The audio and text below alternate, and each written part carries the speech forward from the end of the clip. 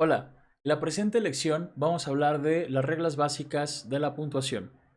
Bueno, para ser muy honestos, usar los signos de puntuación, o más bien aprender a usarlos, no es tan sencillo, ¿sí? El punto es que para esta lección, como ya pudimos ver arriba, solamente vamos a utilizar las nociones más básicas, es decir, los conocimientos mínimos que necesitamos para hacer un texto decente. Hasta allí, con eso es suficiente para empezar a hacer textos mejor elaborados. Ya las cuestiones más profundas, desde luego que las podemos sacar de la gramática de la RAE, que va a estar disponible desde luego para ustedes en este mismo módulo, para que ustedes si algún día tienen alguna duda con eso, la puedan descargar. Y en otro orden de ideas, no solamente está la RAE, también hay otros manuales de redacción. Y antes de que se me olvide, también les tengo que mencionar a propósito de la RAE que estos conocimientos se pueden encontrar de manera gratuita, es decir, la RAE comparte todo lo de la gramática y la ortografía en su sitio. Es decir, lo único que tenemos que hacer si tenemos una duda sobre puntuación, acentuación o lo que sea, es poner la duda que tengamos, RAE, y ya nos va a aparecer allí, a veces a manera de tweet o a veces simplemente en su sección del diccionario panhispánico de dudas o alguna cosa así. Es muy fácil aprender ese tipo de cuestiones. Ahora, ya digamos que habíamos hablado en la lección acerca de por qué es importante usar correctamente los signos de puntuación. Lo que sucede es que en la oralidad nosotros aprendemos a darle entonación a nuestros enunciados, a hacer las pausas necesarias cuando se tengan que hacer. Y además, como ya lo habíamos dicho en lecciones pasadas, a la oralidad le ayuda muchísimo los elementos paralingüísticos, los gestos que hacemos, los movimientos de las manos, ese tipo de cuestiones, ¿no? Que a veces parece que simplemente están así porque sí, pero no, en realidad ayudan muchísimo en la expresión, ¿no? O sea, tú notas cuando una persona, por ejemplo, está enojada o cuando está siendo sarcástica, o cuando a lo mejor está hablando lento a propósito. Todas esas cuestiones nos ayudan, ¿no? O sea, la oralidad es muchísimo más versátil que la escritura. La escritura tiene sus reglas bastante áridas, desde luego, pero eso no quiere decir que sean imposibles. Aquí tenemos un ejemplo de por qué es importante usar los signos de puntuación. Este es el mismo discurso: vamos a comer abuela, vamos a comer coma abuela, ¿no? La coma hace la diferencia. Y no es lo mismo decir vamos a comer abuela que vamos a comer abuela. En este caso, abuela es nuestro vocativo, es decir, la persona a la que nosotros le estamos hablando. ¿Sí? Entonces, allí tiene que haber una coma, esa fue una de las reglas que vimos.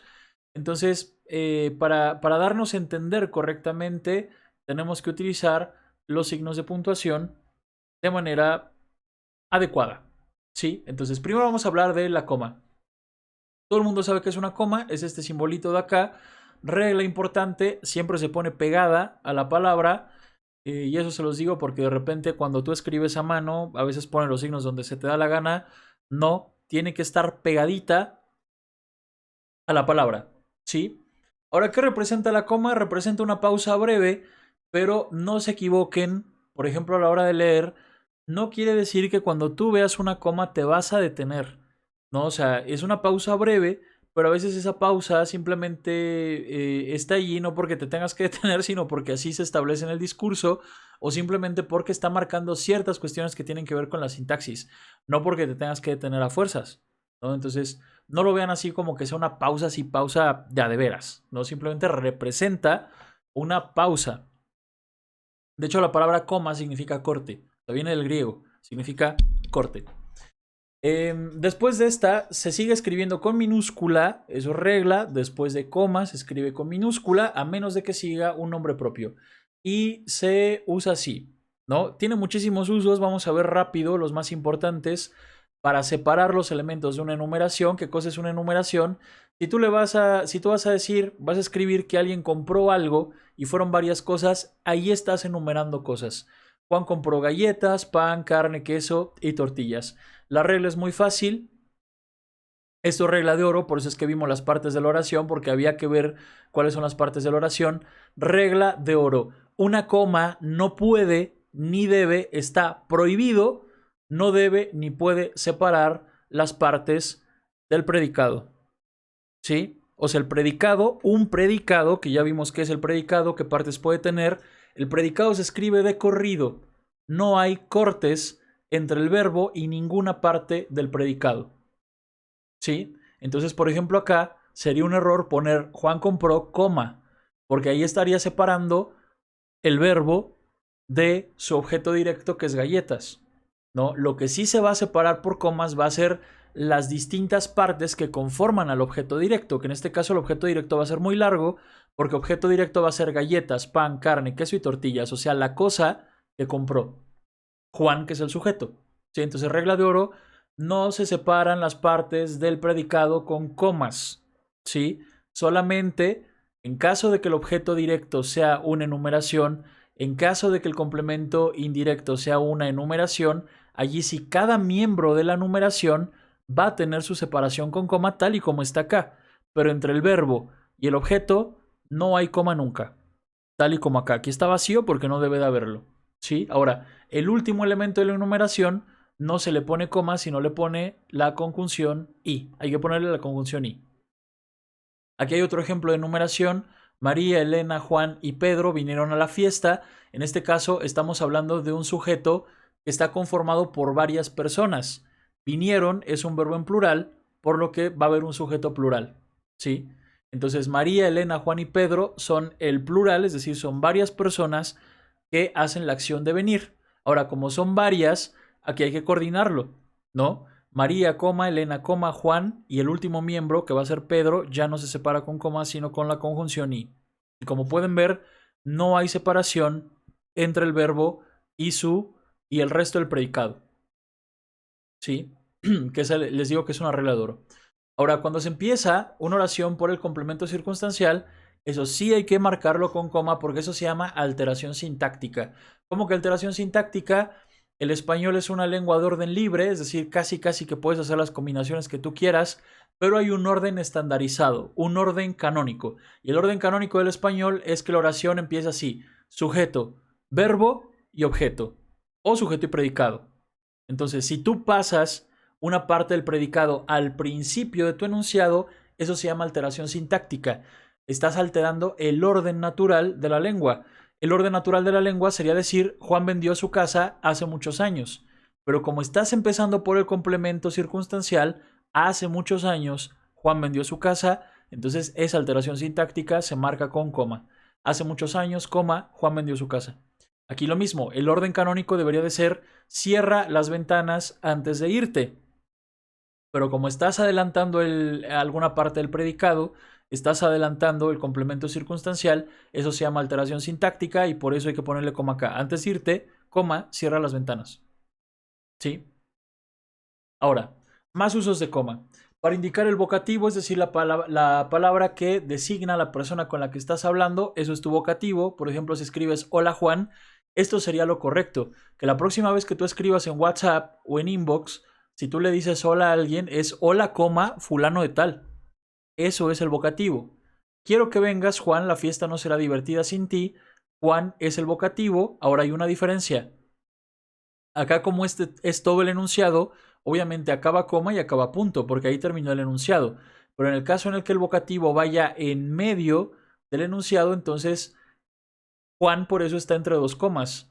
Quiero que vengas, coma, Juan, coma, la fiesta no será divertida sin ti.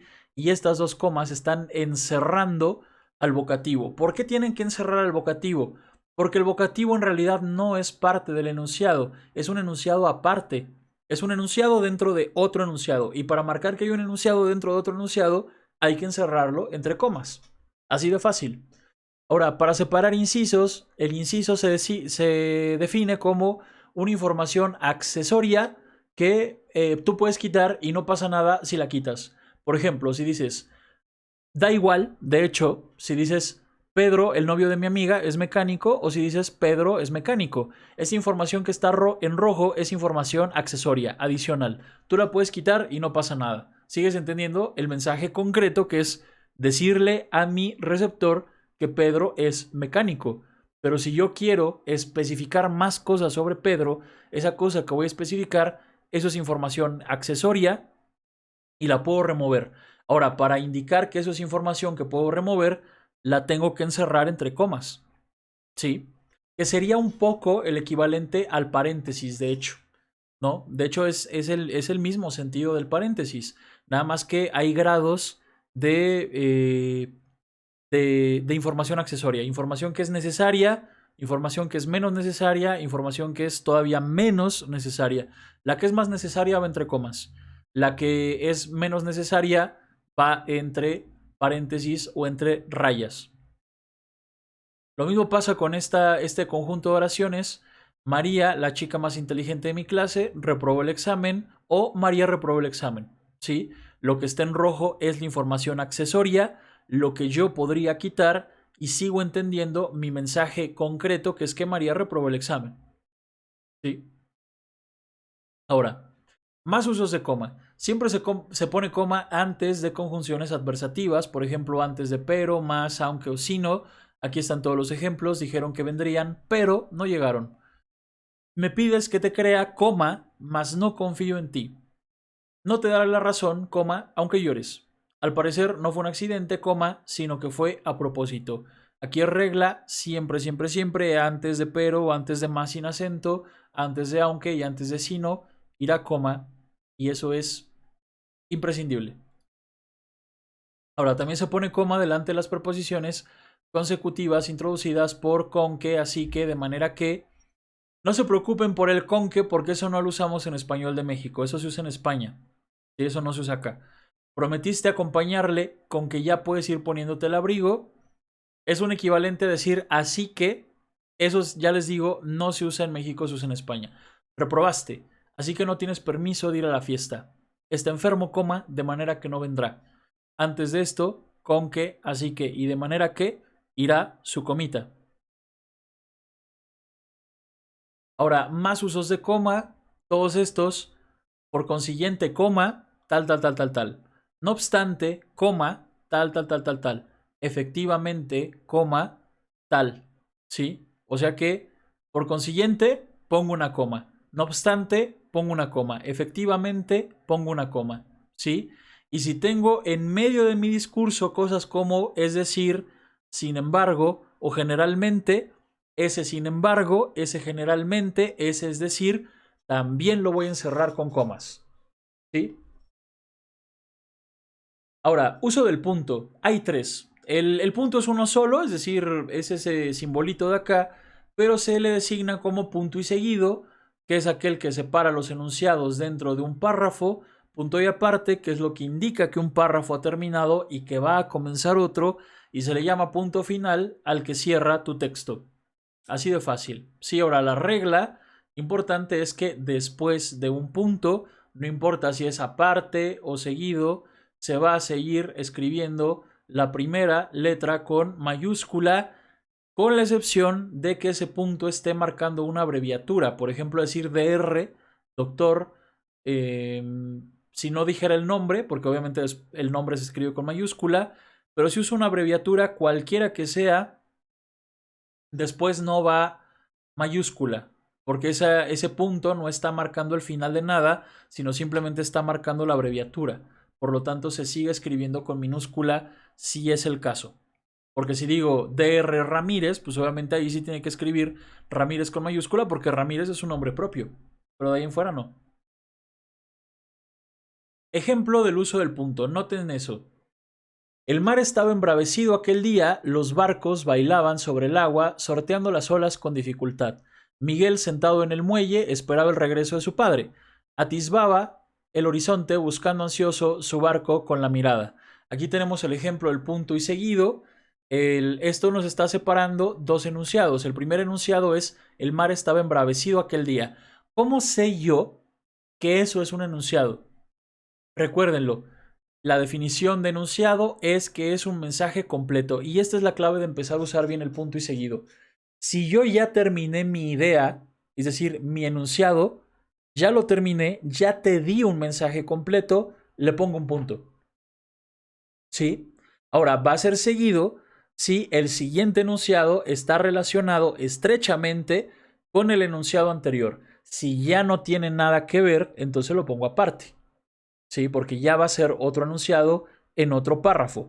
Pero por ejemplo acá el segundo enunciado, los barcos bailaban sobre el agua sorteando las olas con dificultad. Esto está relacionado con aquel día. El mar estaba embravecido aquel día y ahora voy a explicar una cosa que pasaba porque el mar estaba embravecido. Los barcos bailaban. ¿Por qué? Porque el mar estaba embravecido sobre el agua sorteando las olas con dificultad. O sea, son dos enunciados que están estrechamente relacionados, pero funcionan independientemente, porque yo podría decir simplemente los barcos bailaban sobre el agua sorteando las olas con dificultad, y eso es un mensaje completo. No necesito el anterior. Entonces ahí sé que va a ir un punto para separar los enunciados dentro de un párrafo. Ahora, si ya terminé la idea concreta y ahora voy a hablar de otra cosa, Miguel, sentado en el muelle, esperaba el regreso de su padre. Eso ya no está tan relacionado con lo anterior, porque en el primer párrafo estaba dando como la noción del clima, cómo estaba el clima.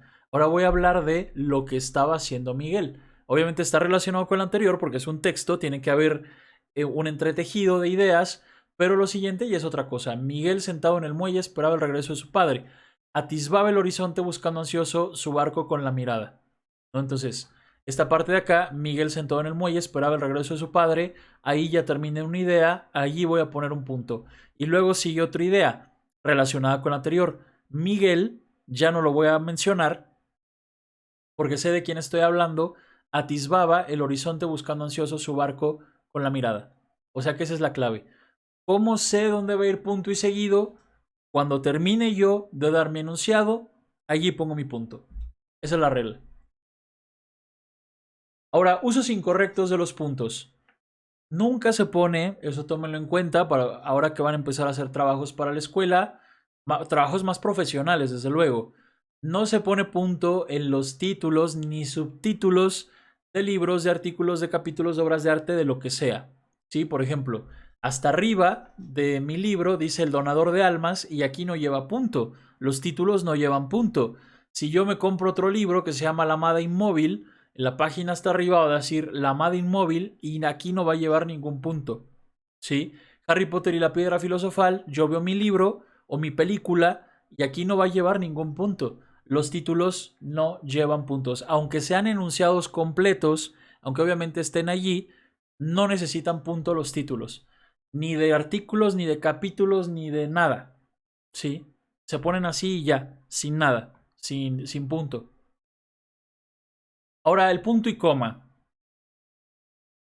Hace más de 10 años que doy clases de redacción. Y a todos mis alumnos les digo lo mismo. Si tú no aprendes a usar el punto y coma, lo mejor es que no lo uses. ¿Sí? O sea, es un signo que es importante, desde luego, como todos, pero es un signo del que fácilmente puedes prescindir. O sea, porque generalmente el punto y coma o te sustituye a una coma que estaba marcando una pausa muy fuerte, o te sustituye a un punto y seguido que estaba marcando una pausa más o menos endeble. Entonces, puedes prescindir del uso del punto y coma si no aprendes. La idea es que aprendas. Entonces, acabamos. Para no hacernos bolas, para no estar inventando lo que ya está inventado, porque ahora la gente se pone a usarlo a diestra y siniestra aquí y allá, hay que entender esto. De veras que hay que entenderlo. El punto y coma solo tiene dos usos, nada más. ¿Sí? Hay algunas personas que por cuestiones de estilo lo usan por allá, por acá. No, solamente tiene dos usos. Este es el primero. Para enumerar los elementos complejos que tengan en sí mismos coma. ¿Qué es ese elemento complejo? Aquí lo vamos a ver. Vean este enunciado. A la cumbre asistieron Donald Trump, presidente de Estados Unidos, Enrique Peña Nieto, presidente de México, Angela Merkel, canciller de Alemania, Justin Trudeau, primer ministro de Canadá, y Emmanuel Macron, presidente de Francia. ¿Cómo qué elementos complejos? Es de todo sabido, bueno, ya estos ya no están en el cargo, más que creo que Macron, pero Justin también, Justin se religió. Sabemos que cada uno de estos es un nombre y su cargo que tienen. Por ejemplo, Donald Trump, que está en rojo, es Donald Trump, coma, y la cosa que es Donald Trump, presidente de Estados Unidos. Enrique Peña Nieto, coma, presidente de México. Angela Merkel, coma, canciller de Alemania. ¿Por qué llevo una coma entre Donald Trump y presidente de Estados Unidos, eso se llama aposición, ¿sí? O sea, una información adicional que vas a decir sobre una persona, generalmente cuando ya dijiste su nombre o su apodo, y ahora vas a decir, por ejemplo, su cargo. Donald Trump, presidente de Estados Unidos. Eso es una aposición y las aposiciones se ponen con coma, ¿sí? Por eso es que tiene coma Donald Trump, tiene coma Enrique Peña Nieto, tiene coma Angela Merkel, tiene coma Justin Trudeau, tiene coma Emmanuel Macron. Lo que le sigue a esa coma va a ser su aposición. Entonces, cada una de estas cosas que están con un color diferente es un elemento complejo porque en sí mismo ya tiene una coma. Pero como son elementos que voy a enumerar, para no confundirme en dónde cortar uno y otro, cada uno se va a separar por punto y coma. Sí, porque como ya le di la coma un uso que no sea el de numerar, sino el de marcar la posición, para ya no confundirme, se usa el punto y coma. Voy a separar Donald Trump de Enrique Peña Nieto por medio de un punto y coma. Voy a separar Enrique Peña Nieto y Angela Merkel por medio de un punto y coma. Porque dentro, Enrique Peña Nieto ya tiene una coma y Angela Merkel también tiene una coma. O sea, es un sustituto de la coma. En este caso, cuando tú enumeres elementos complejos. Y la misma regla que la coma, el último elemento de la enumeración, que en este caso es Emmanuel Macron, presidente de Francia, ese ya no se separa con punto y coma, sino con la conjunción y. Ahora, otro uso del punto y coma es cuando tú vas a eliminar un verbo que se sobreentiende. A eso se le conoce como elipsis, ¿sí? Cuando se elide un verbo. Por ejemplo, tú puedes decir algo como María es abogada, punto y coma, Juan médico. María es abogada, coma, Juan es médico. Aquí en este enunciado lo que hiciste es repetir el verbo es, pero como se sobreentiende el segundo, yo lo puedo quitar y me quedo simplemente como en el ejemplo anterior. María es abogada, Juan médico. Sé que aquí debería de ir un verbo que yo quité porque es el mismo de acá, para no repetirlo, lo sobreentiendo y entonces para indicar que allá había un verbo, le voy a poner acá la coma y entre una oración y la otra las voy a separar por punto y coma. Así es como yo marco la elipsis del verbo, ¿sí? Aquí hay otro ejemplo. Pedro prefiere los tacos al pastor, Juan los de suadero. Pude haber dicho, Pedro prefiere los tacos al pastor, Juan prefiere los tacos de suadero. Pero como yo sobreentiendo el segundo verbo, lo puedo arrancar, pero para indicar que arranqué ese verbo, lo tengo que marcar con una coma. Y además de marcar ese verbo arrancado con esa coma, antes tengo que ponerle un punto y coma para separar ambas oraciones, la de Pedro y la de Juan. Eso se llama elipsis y son los únicos dos usos de punto y coma. No se usa para otra cosa. ¿Sí? Ya les digo que por cuestiones de estilo hay gente que lo usa, a veces sustituye la coma, a veces sustituye el punto y coma. No tiene en realidad razón de ser. Cada punto tiene su función. El del punto y coma es este. ¿Sí? Ahora, ¿para qué se usan los dos puntos? Sirven para llamar la atención al lector sobre lo que sigue. Simplemente es llamar la atención del lector. Así de fácil. Cuando vas a dar una explicación, cuando vas a dar una enumeración o cuando vas a dar una cita textual. No hay más. Por ejemplo, si vas a dar una enumeración, son 3 los poderes de México, ejecutivo, judicial y legislativo. Como acá se va a dar una enumeración, antes de eso pongo los dos puntos.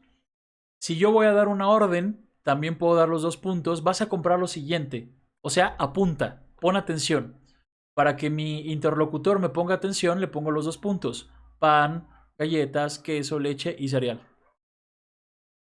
Antes de cualquier cita textual también, por ejemplo, Márquez dijo, la peor forma de extrañar a alguien es estar sentado a su lado y saber que nunca lo podrás tener. Como esta es una cita textual, la voy a introducir con los dos puntos.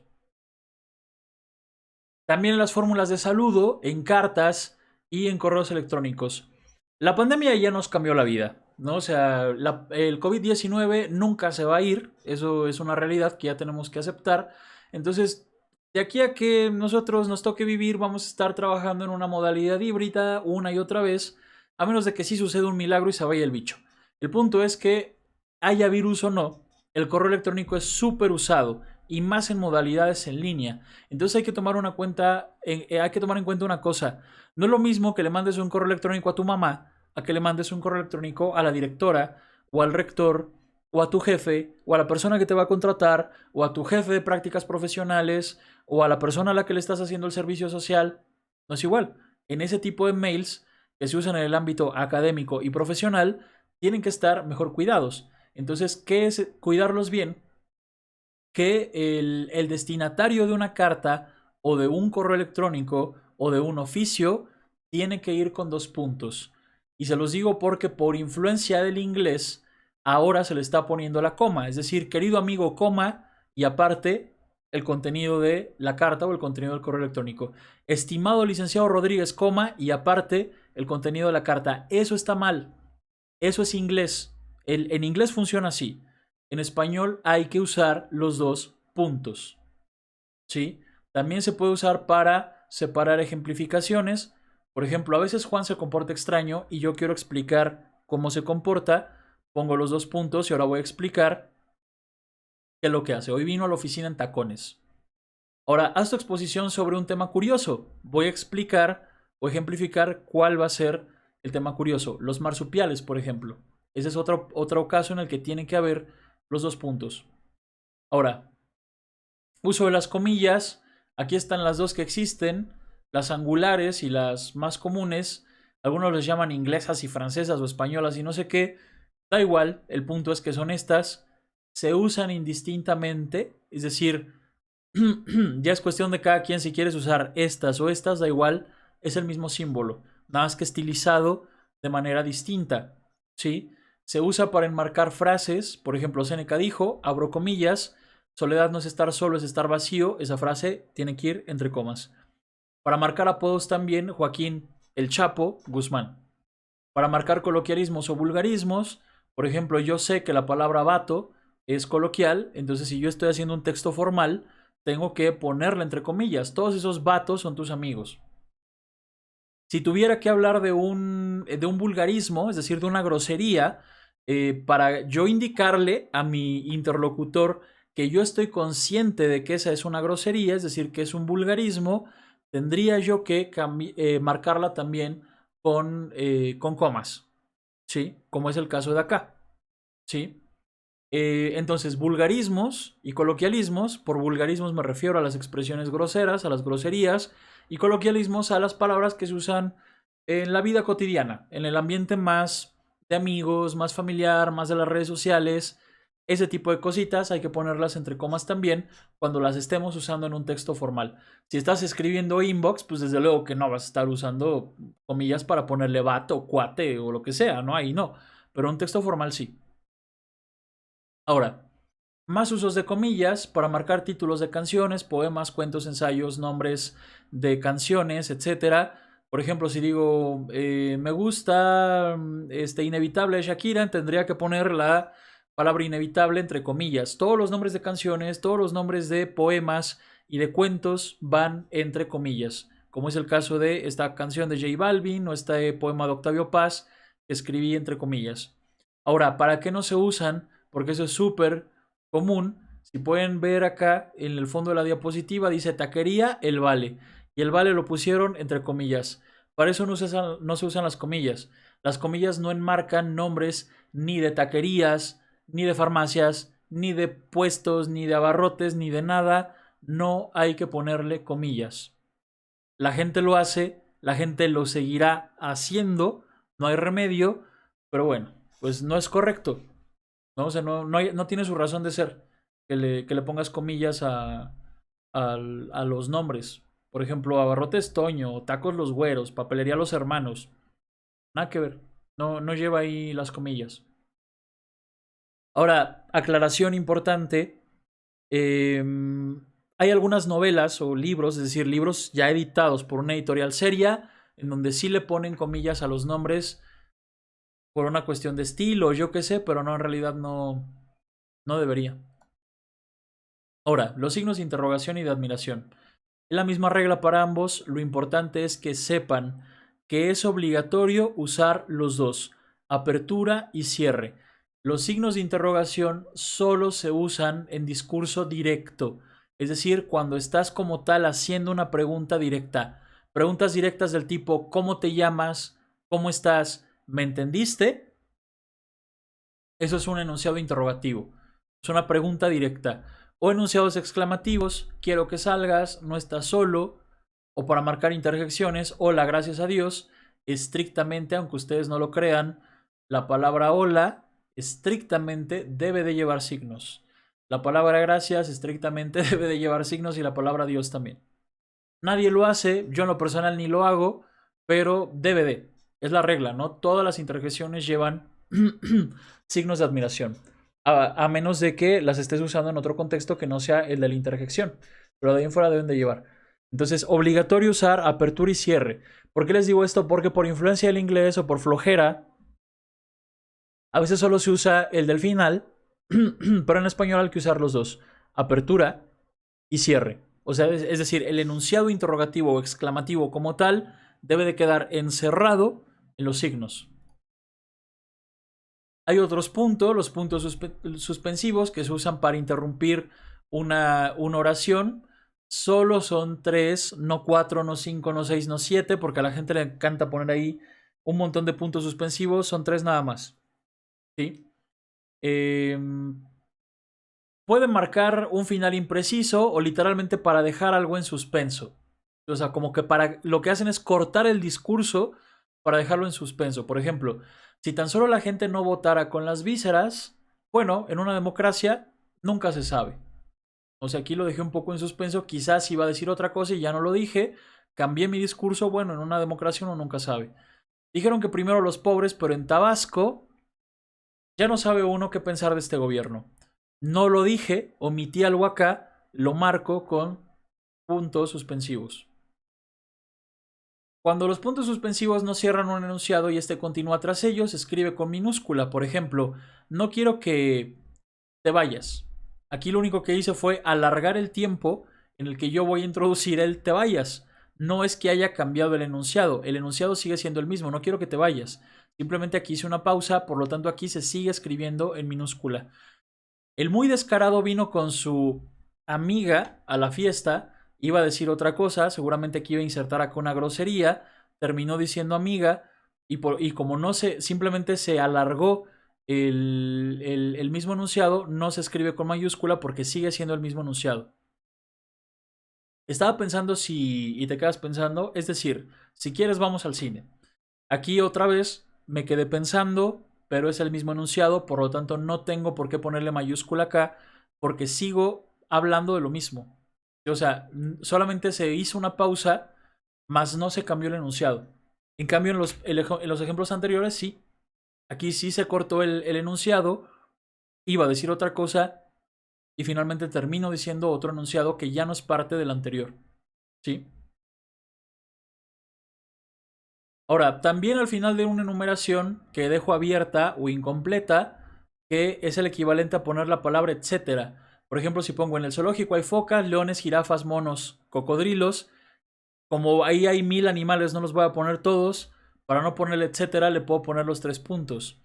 Escuché la grabación de los fierros viejos. Dicen que compran colchones, refrigeradores, estufas. No terminé de decirlo.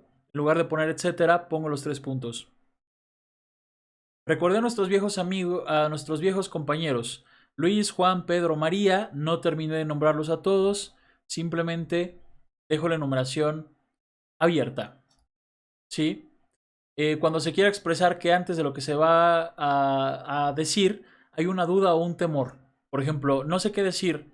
Creo que mejor lo pensaré. Aquí hay duda o temor, pongo 3 puntos. Espera, mejor voy contigo. Aquí hay duda o temor, le pongo 3 puntos. ¿Sí? Ahora, en ocasiones la interrupción del enunciado sirve para sorprender al lector con lo inesperado de la salida. Por ejemplo, se convocó una junta, se distribuyeron centenares de papeles anunciándola y al final nos reunimos 4 personas. No, aquí se dejó en suspenso porque todo sonaba muy pomposo, como que todo iba a salir bien y al final llegan 4 personas a la fiesta. Entonces, antes de la sorpresa, le pongo los 3 puntos para marcar lo de la sorpresa. ¿Sí? Para dejar un enunciado incompleto y en suspenso también se puede. Por ejemplo, fue todo muy violento, estuvo muy desagradable. No quiero seguir hablando de ello. Aquí lo corté porque pude haber dicho otra cosa. Es muy similar a los usos anteriores, ¿no? Es eso. Siempre que se vaya a dejar suspenso, siempre que se vaya a hablar de una duda, se ponen los 3 puntos. Ahora, otro uso importante, que este sí lo voy a nombrar, porque es súper importante para hablar de las citas textuales. Cuando lleguemos a lo de aparato crítico, si tú tomas un párrafo, pero le vas a hacer cortes dentro de ese párrafo porque no toda la información te sirve, cada que tú cortes un pedazo, tienes que marcarlo en la cita textual con 3 puntos encerrados en un corchete para avisarle al lector que esa cita textual no está completa, que le has quitado un pedazo, que tú estás consciente que se lo quitaste, porque entonces estarías cometiendo un error a la hora de citar, a la hora de poner el texto. Entonces siempre, si yo corto, pongo ahí el corte. Indico al lector que aquí va otra cosa, la quité, no me interesó. 3 puntos encerrados en corchetes. ¿Sí? Y los paréntesis, que sirven simplemente para poner información accesoria, información adicional que puedo quitar. No hay gran ciencia en este. ¿Sí? La raya, esa es una cosa más literaria, es para insertar los diálogos. También sirve en algunas ocasiones como si fuera un paréntesis. Por ejemplo, acá, en estos diálogos, es muy típico de la literatura, siempre que voy a abrir diálogos, digo, no creo que esto sea necesario en la carrera, escribir un diálogo a manera narrativa, pero si es el caso, lo único que tenemos que considerar es que cada diálogo se inserta con un paréntesis y las acotaciones del escritor, como por ejemplo en esta parte de acá, también se insertan con raya. ¿Sí? Bueno. Esos son los conocimientos mínimos. En la parte de acá les voy a dejar un recurso en el que ustedes pueden entrar para ensayar la parte de la puntuación, ¿sí? Lo único que tienen que hacer es abrir el link, seleccionar uno de los libros y hay un botoncito en el que ustedes pueden escuchar la grabación para que sepan más o menos dónde se van a hacer los cortes y todo eso. Eso les va a orientar un poco acerca de dónde poner las comas, los puntos y tal. Si tú quieres ponerle una mayúscula, lo único que tienes que hacer es darle clic sobre la letra que quieras convertir en mayúscula y automáticamente se va a convertir en mayúscula. Si lo que quieres es poner una coma o un punto, le das clic en medio de las palabras en donde tú quieres poner el punto o la coma y ahí te va a dar la opción de poner coma, punto y coma o punto y así es lo único que tienes que hacer. Al final le das comparar y te va a aparecer si lo hiciste bien o lo hiciste mal. ¿Sí? Bueno, que estén bien. Hasta luego.